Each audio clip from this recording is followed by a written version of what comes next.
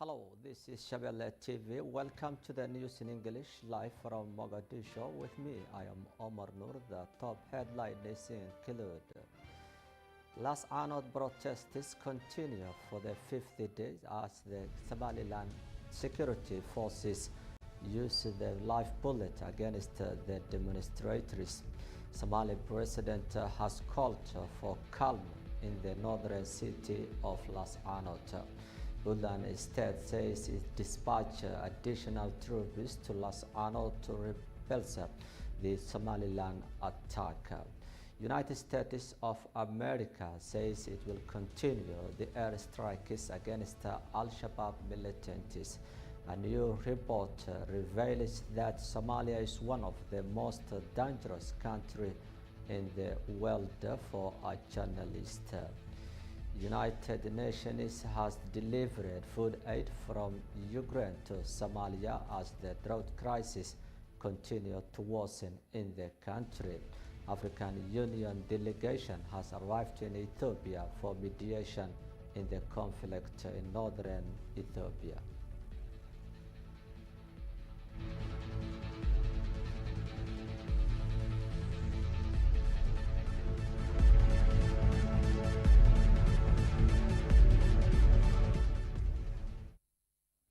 Welcome back to the news in details. At least 20 people are reportedly shot dead by the Somaliland security forces in Laascaanood city, the capital of the contested Salt region in northern Somalia.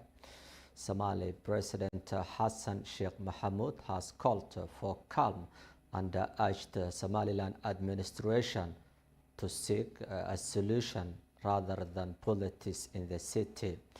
The latest victim was a scholar of Islamic Somalia and has been shot dead after the Friday prayer. He spoke in his sermon on the current violence in Laascaanood city.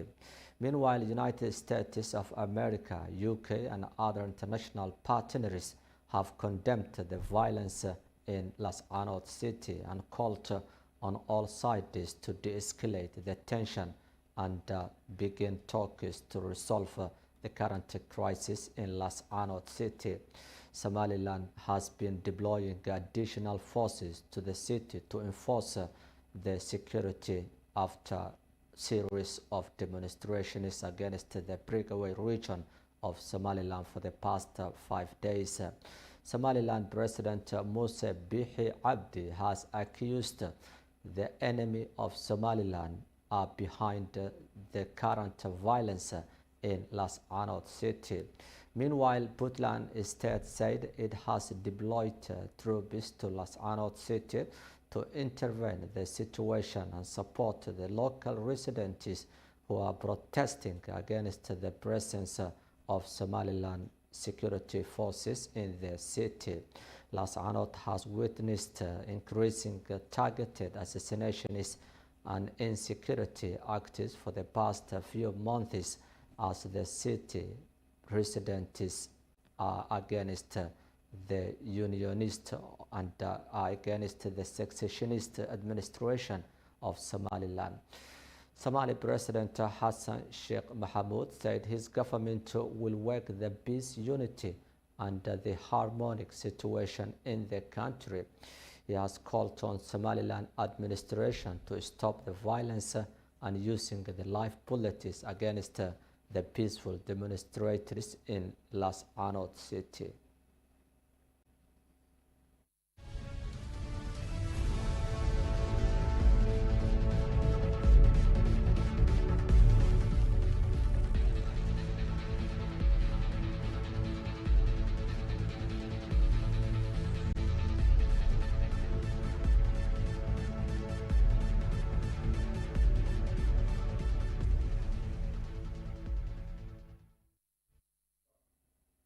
Puntland State security forces have repulsed an Al-Shabaab attack against their base in Parka area north of the Kismayo city.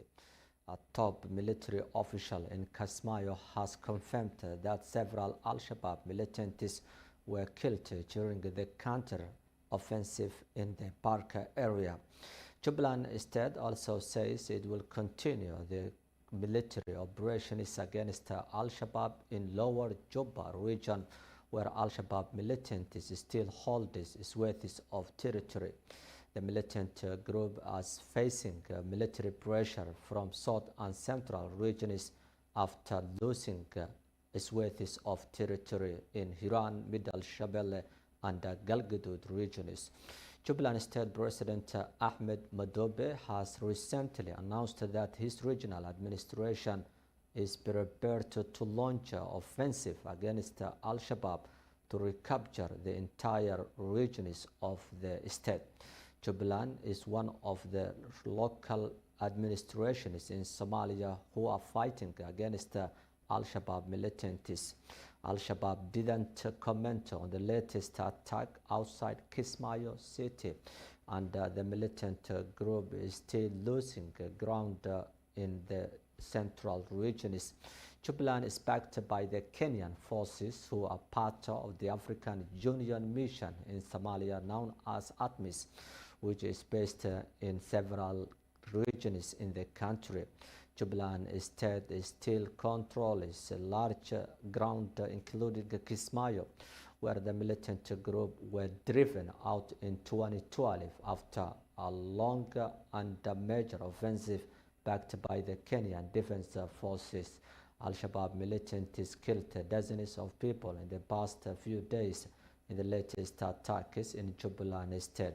The violence comes as the Horn of Africa nation is facing one of the deadliest and devastating drought in 40 decades, which UN says has evicted at least 8 million people, half of the country's population.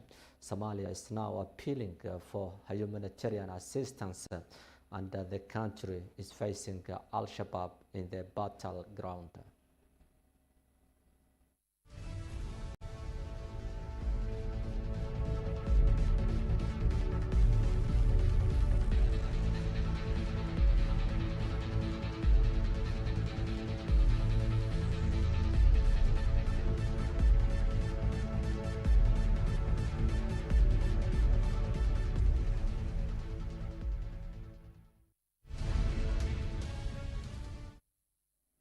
That's all for our today's English news live from Mogadishu. With me, I am Omar Noor, and the entire team of the program will leave you. Bye for now.